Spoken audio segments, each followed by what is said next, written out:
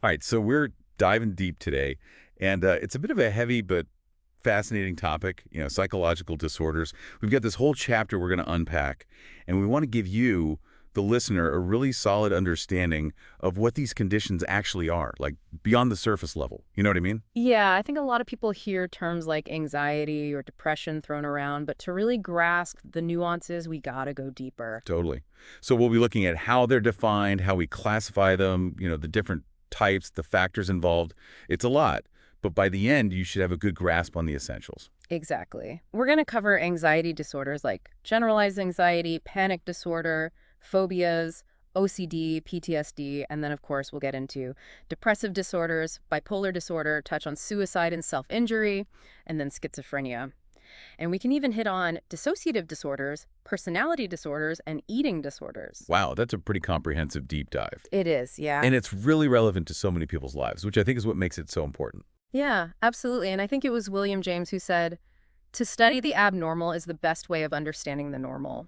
And it really is true. I love that quote. It really puts things in perspective, right? Because we all have moments where we might experience intense sadness or anxiety, even thoughts or behaviors that seem a little off. Mm. But how do we distinguish those normal fluctuations from something that's actually disorder? Yeah, that's a key question. And just to give you a sense of the scale of this, globally, over 500 million people are living with some kind of mental or behavioral disorder. Wow. Yeah, that's according to the World Health Organization in 2017. And if you look specifically at American college students, almost a third of them report having some kind of mental health issue. That's a lot of people. It really is. And some of the big ones like major depressive disorder and schizophrenia, we see those across cultures. Right. So that points to something pretty fundamental about, the human experience, human nature, that kind of thing. Yeah, for sure. So there are a lot of questions that come up, right? Like how do our genetics and nature versus nurture, how do those play a role? And how do we categorize these disorders without, unfairly labeling people? Hmm. And what are the actual rates of these disorders? Like who's affected? But before we get into all that, let's start with the basics. What exactly is a psychological disorder? Okay, so the formal definition from the American Psychiatric Association says it's a syndrome marked by a clinically significant disturbance in an individual's cognition, emotion regulation, or behavior. Okay, but what does that really mean in plain English? Basically, it means it's not just everyday worries or feeling a little down. It has to be something that's really interfering with your life. It's clinically significant. Right, it has to meet a certain threshold. Exactly. And then the other key part is that it's dysfunctional or maladaptive. Like, think about someone who likes a clean house. That's normal, right?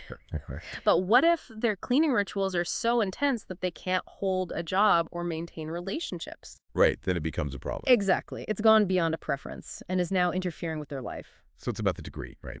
Yeah, the degree and the impact. Like, there was this lawyer in one of our sources who felt compelled to wash his hands constantly, like dozens and dozens of times a day. It wasn't just a quirk.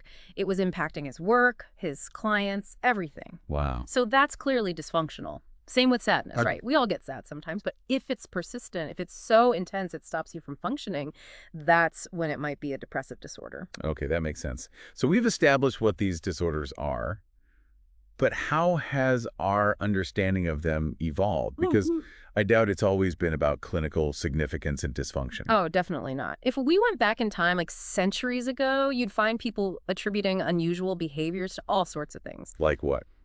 Well, planets, spirits, the supernatural. Imagine someone acting strangely, and people would say they were possessed by demons or practicing witchcraft. Yeah, and you can guess what kind of treatments came with those beliefs. Oh, I don't even want to think about it. Asylums, harsh punishments. It wasn't pretty. Right. That's a whole other deep dive for another time, I think.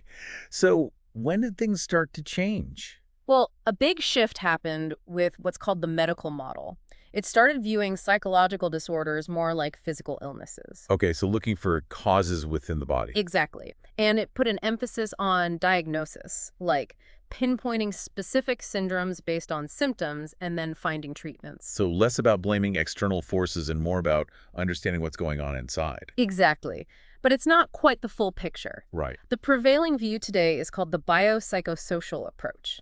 It acknowledges that there's not just one cause, but it's this interaction of biology, psychology, and social factors. Okay, let's unpack that. What are the biological factors? Well, you've got genes, right? We Wow. inherit certain predispositions. Right. And then there's how our brains function and our neurochemistry, meaning the neurotransmitters in our brains. So, like, if someone inherits a gene that makes them more susceptible to anxiety. Right, but it doesn't mean they'll automatically develop anxiety. Right. It depends on other factors. Exactly. So what are the psychological factors then? This is more about individual experiences, things like stress, trauma, even things like learned helplessness. You have a learned helplessness. It's this feeling of powerlessness, like when you face repeated negative events and start believing you have no control. Okay, so it's a learned response to a negative environment. Exactly. And then there's how our moods affect our thinking and memory, you know? Right. How our emotional state colors our perceptions. Exactly. So what about the social and cultural influences? This is about the broader context, like societal expectations, cultural norms, how we define normal versus abnormal behavior. Okay, so like how different cultures view certain behaviors. Exactly. For example, the level of stress someone experiences and how they cope with it can be very different depending on their culture. There are even disorders that seem specific to certain cultures, like susto in Latin America, which involves a fear of black magic, Oh, well. or taijin kyofusho in Japan, which is a social anxiety about offending others with your appearance. Interesting. And then you have things like eating disorders, which are more common in Western cultures with their emphasis on thinness. Right, that makes sense. Hmm. But then some disorders like depression and schizophrenia seem to show up across cultures. Right, that points to a stronger biological basis, but even then, the way symptoms manifest and are understood can be influenced by culture. Okay, so it's always this interplay. Exactly. Then there's the vulnerability stress model, which says we all have varying degrees of vulnerability to disorders. So some people are more susceptible than others based on their genes or early life experiences. Exactly. And when you add significant stress to the mix, it can trigger a disorder in those who are more vulnerable. And that's where epigenetics comes in, right? Yes. Epigenetics is all about how environmental factors can actually switch genes on or off without changing the DNA itself. Oh, wow. So your environment can literally affect how your genes are expressed, and that plays a role in whether you might develop a disorder. So it's not just nature versus nurture, it's nature and nurture. Precisely. Okay, so we've got this complex interplay of factors. Now, how do we actually go about classifying psychological disorders? Like, why is it important to have a system for that? Well, just like in any field, having a system of classification brings order to chaos. Right. Like in biology, you have plants and animals categorized. Right. It helps us understand and communicate. Makes sense. Same with psychological disorders. We group similar symptoms together, and it gives mental health professionals a common language. So when you say someone has major depressive disorder, everyone knows what that generally means. Exactly. But it goes beyond just description. Okay. A good classification system should also help us predict how a disorder might progress, what outcomes to expect. Right. It can guide treatment choices, like what therapies have worked for similar conditions. And it's crucial for research, for figuring out the underlying causes. So we can target our research efforts more effectively. Exactly. And here in the U.S., the main tool for this is the DSM-5, right? Right. The Diagnostic and Statistical Manual of Mental Disorders. It's like the Bible for diagnosing mental health conditions. So it outlines specific criteria for each disorder. Yep. Like if someone's having trouble sleeping, DSM-5 has criteria for insomnia disorder. They need to have trouble falling asleep or staying asleep, or they wake up early and can't go back to sleep. And this happens at least 3 nights a week for 3 months, even though they have enough time to sleep. And this sleep issue has to cause them distress or make it hard to function during the day, and it can't be explained by other mental health problems or medical conditions. They're pretty detailed. It is. But the DSM-5 has its critics, you know? Okay, what are some of the concerns? Well, one is that it might be pathologizing everyday life. Like, is it casting the net too wide and labeling normal behavior as a disorder? Right. There's been a lot of debate around ADHD, for example. Some say the criteria are too broad and might end up labeling energetic kids as having a disorder when they don't. That's a tricky one for sure. Yeah. And another area of concern is grief. Like, After a loved one dies, grief can be incredibly painful, and it shares some symptoms with depression. Right. But it's also a natural human process. Hmm. So is the DSM-5 medicalizing something that's normal and necessary? I see. That's a valid point. Yeah, there's been some pushback. And actually, in response to some of these criticisms, the National Institute of Mental Health has this project called the Research Domain Criteria, or RDOC. What's that? So unlike the DSM, which groups disorders by symptoms, RDOC tries to classify them based on underlying brain functions and behaviors. Interesting. Yeah, it's looking at things like fear, reward learning, attention, memory, social processes, arousal, that kind of stuff. So more of a biological and dimensional approach. Exactly. They're trying to get a deeper understanding of the mechanisms behind mental illness. Makes sense. But even with these evolving systems, there are still criticisms about using diagnostic labels at all, right? Oh, absolutely. One of the big ones is that they can be subjective. Like open to interpretation. Exactly. They might reflect societal values more than objective science. Right. And once someone gets labeled, it can affect how others see them and even how they see themselves. Like a self-fulfilling prophecy. Yeah, totally. There was this study by David Rosenhan where healthy people pretended to hear voices to get admitted to a psychiatric hospital. Oh, I've heard of that. And then they acted completely normally, but the staff still interpreted their behavior as symptoms of their supposed illness. Wow, so the label was influencing their perception. Exactly. It's like the Pygmalion effect, where teachers who were told certain students were gifted actually ended up treating them differently, and those students performed better. Right, because of the expectations. Exactly. And with mental health labels, there can be real consequences. It can be harder to get a job or housing, and there's this huge stigma still. Yeah, the stigma is a huge problem. It prevents people from seeking help. Glenn Close has spoken a lot about this toxic stigma surrounding mental illness. She has, and it's so important that people like her speak out about it. But, on the flip side, labels can also have benefits, can't they? Yeah, for sure. Like what? Well, for one, they help professionals communicate with each other. It gives them a common understanding of the symptoms and possible treatments. Right. And they're essential for research. Like, how can we study something if we don't even have a name for it? Okay, that makes sense. And for the person who's struggling, getting a diagnosis can be validating. It can be a relief to know they're not alone and that there's a reason for their struggles. It can give them a way to understand what's going on, right? Exactly. Yeah. It's like Alice Wonderland said, what's the use of their having names if they won't answer to them? Huh. That's a good one. So labels are a tool, and like any tool, they can be used for good or bad. Exactly. Okay, so we've talked about defining these disorders, understanding the factors involved, and the complexities of classifying them. Mm-hmm. But one thing that needs to be addressed is this idea that psychological disorders equal danger, Yeah, it's a harmful stereotype. especially after tragic events like the Navy Yard shooting, where the perpetrator had a history of mental health issues. Right. It reinforces that misconception that people with mental illness are violent. But what does the research actually say? The vast majority of violent criminals don't have a mental illness. Oh, wow. And most people with mental illness are not violent at all. Okay, so the connection isn't as strong as people think. Not at all. In fact, people with mental illness are more likely to be the victims of violence. That's awful. It is. And the U.S. Surgeon General has said that there's very little risk of violence from just interacting with someone who has a mental disorder. Okay, so that's important to remember. Yeah. So if mental illness isn't a good predictor of violence, what is? Yeah, what factors are more reliable? Things like substance abuse, a history of violence, access to firearms, those are much stronger predictors. Oh, okay. And when it comes to mass shootings, it's usually young men. Right. Now, there is a small subset of people with mental illness who do become violent, but there are usually other factors involved, like threatening delusions, hallucinations telling them to do things, severe stress, substance abuse. It's never simple. It's complicated. It is.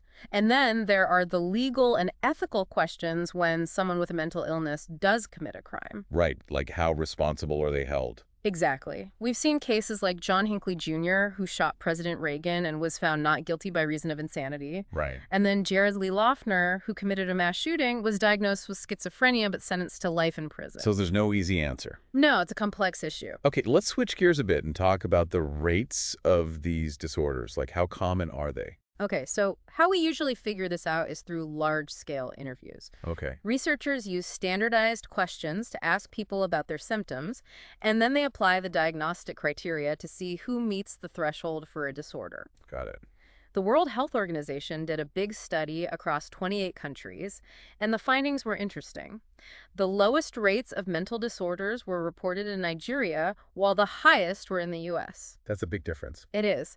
And there's also this thing called the immigrant paradox. What's that? It's where immigrants to the U.S. from places like Mexico, Africa, and Asia often have better mental health than people of the same ethnicity who were born here. Really? Yeah, like recent Mexican immigrants have lower rates of mental illness than Mexican Americans who were born in the U.S. Why is that? We're still figuring that out, but it might have to do with things like strong social support networks in immigrant communities or the fact that people who choose to immigrate might be particularly resilient. Interesting. So what about the overall rates in the U.S.? Well, the National Institute of Mental Health estimates that almost 1 in 5 American adults has or has had a mental, behavioral, or emotional disorder in the past year.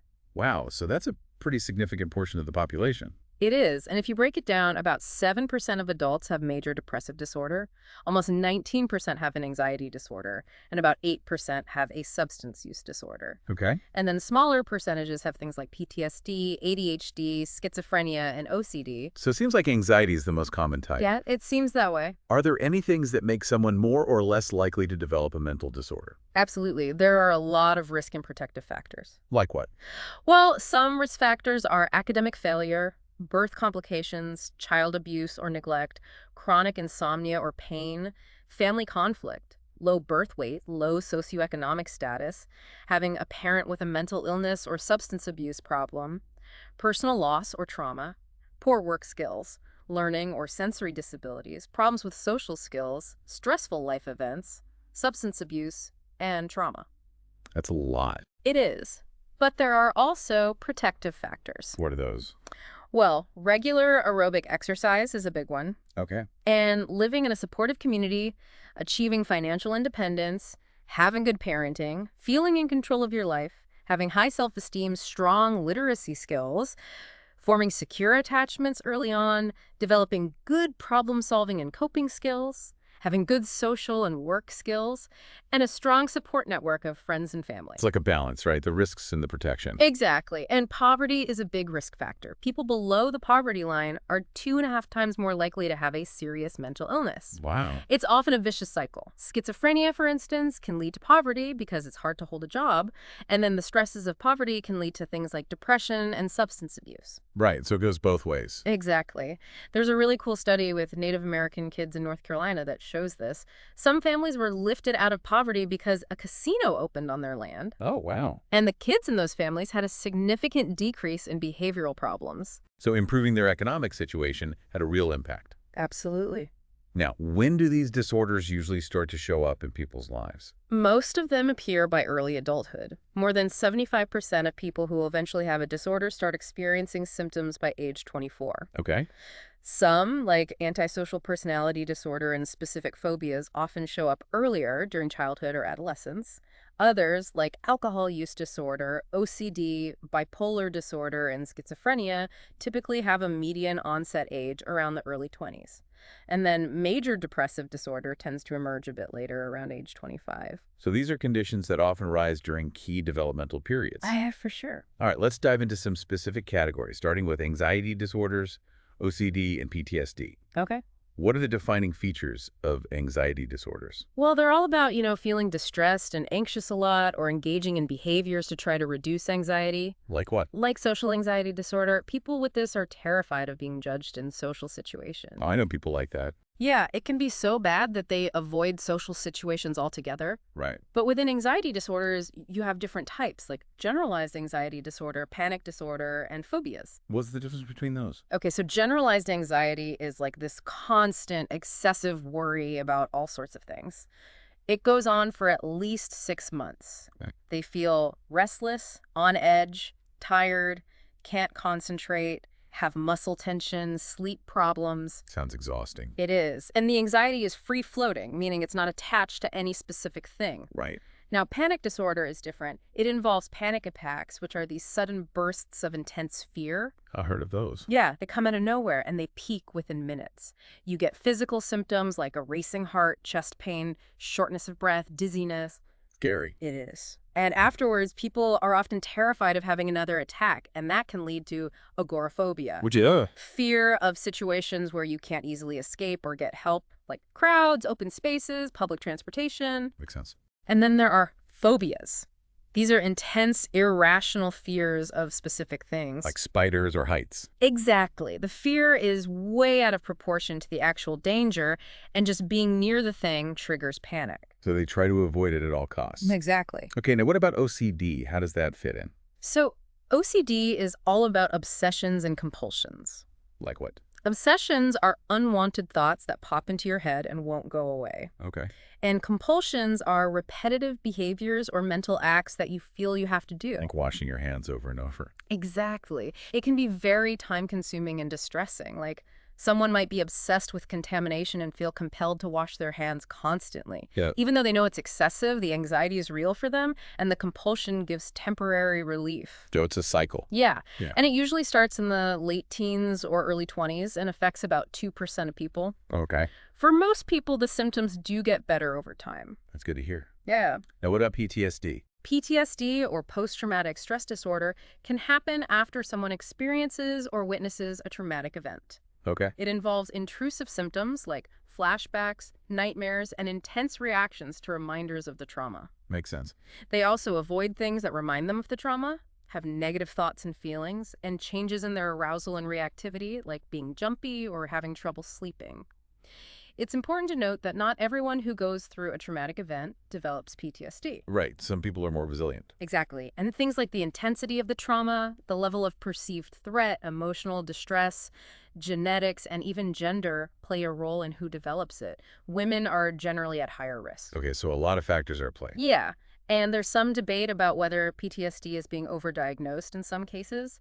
There's also some evidence that immediate debriefing after a trauma might not always be helpful and could even interfere with natural recovery. Interesting. So with anxiety, OCD, and PTSD, we see this range of experiences linked to anxiety, but expressed in different ways. Now, what do we know about the underlying causes? There are three main perspectives: conditioning, cognition, and biology. Okay, let's break those down. So conditioning is based on learning principles, like classical conditioning. Remember Pavlov's dogs? Vaguely. Well, it's basically learning to associate a neutral stimulus with a response. Like in a little Albert experiment, they conditioned a baby to fear a white rat by pairing it with a loud noise. Oh, right. So let's say you have a car accident. You might develop a fear of driving, even in different cars, because you've associated cars with danger. Okay, so that's stimulus generalization. Exactly. And then there's operant conditioning, where behaviors get reinforced. Like if avoiding something reduces your anxiety, you're more likely to keep avoiding it. Makes sense. Same with compulsions. The temporary relief reinforces the behavior. So what about the cognitive perspective? Well, cognition is all about thoughts, beliefs, interpretations, expectations. People with anxiety often have catastrophic thinking, meaning they overestimate the likelihood of bad things happening. They might also focus more on threats and interpret ambiguous situations negatively. So their thoughts contribute to their anxiety. Exactly. And we can also learn to fear things just by observing others. Really? Yeah, there's this study with monkeys, lab-raised monkeys who'd never seen a snake, learned to fear snakes just by watching wild monkeys react fearfully to them. Wow. So we can pick up fears from others. We can. Okay, so what about biology? Well, genes definitely play a role. Like predisposing people to anxiety. Exactly. Anxiety tends to run in families, and identical twins are more likely to both have an anxiety disorder than fraternal twins. Okay. And researchers are trying to pinpoint specific genes that might be involved. Interesting. And then there's the brain itself. Trauma can actually create fear circuits in the amygdala, which is the brain's fear center. So you become more reactive to perceived threats. And in these disorders, we often see overactivity in brain areas related to threat detection, impulse control, and habits. So like the brain's danger detection system is on overdrive. Exactly. And some antidepressants that work for these disorders actually dampen activity in these circuits. Oh, wow. Yeah, it's pretty amazing. There's even research on using drugs to block the reconsolidation of traumatic memories, which could help reduce fear. That's fascinating. It is. And then from an evolutionary standpoint, it makes sense that we'd be predisposed to fear certain Like things. things that were dangerous to our ancestors. Exactly. Spiders, snakes, heights, storms, these were real threats back then. Right. And compulsions and OCD can even be seen as exaggerated versions of survival behaviors, like grooming becomes hair pulling, washing becomes ritualistic hand washing, checking boundaries becomes checking locks over and over. So it's like our ancient wiring gone In a haywire. way, yeah. Okay, so we've covered anxiety disorders, OCD, and PTSD. Let's move on to depressive disorders, bipolar disorder, and the topics of suicide and self-injury. Okay. These are all about disturbances in mood, right? How do depressive disorders differ from bipolar disorder? So depressive disorders are mainly about feeling really down, losing interest in things, and having a bunch of other emotional, cognitive, and physical symptoms that affect your everyday life. Okay. Bipolar disorder is different. It's marked by extreme shifts in mood, energy, activity levels, concentration, everything. Like going from super low to super high. Exactly. They have periods of intense lows, which are the depressive episodes, and periods of intense highs called manic or hypomanic episodes. So it's like a roller coaster of emotions. It can be, yeah. And it's worth mentioning that feeling significantly depressed is more common than people realize. Really? Yeah, like a significant percentage of college students report feeling so depressed that it was difficult to function. It's a very real and widespread No, issue. it's more than just feeling blue. And there are different types of depressive disorders, right? Yeah, the main ones are major depressive disorder and persistent depressive disorder. What's the difference? Well, with major depressive disorder, you need to have at least 5 specific symptoms of depression for at least 2 weeks. One of those symptoms has to be either a depressed mood or loss of interest or pleasure in things. Okay. And the other symptoms can include things like changes in appetite or weight, trouble sleeping or sleeping too much, feeling agitated or slowed down, fatigue, feeling worthless or guilty, trouble thinking or concentrating, and thoughts of death or suicide. That's a pretty heavy list. It is. And persistent depressive disorder, or dysthymia, is like a milder but more chronic form of depression. It lasts for at least 2 years in adults, 1 year in kids and teens. So it's less intense but longer lasting. Right. And during that time, they have at least 2 of the following symptoms: poor appetite or overeating, insomnia or hypersomnia, low energy, low self-esteem, difficulty concentrating, or feeling hopeless. Got it.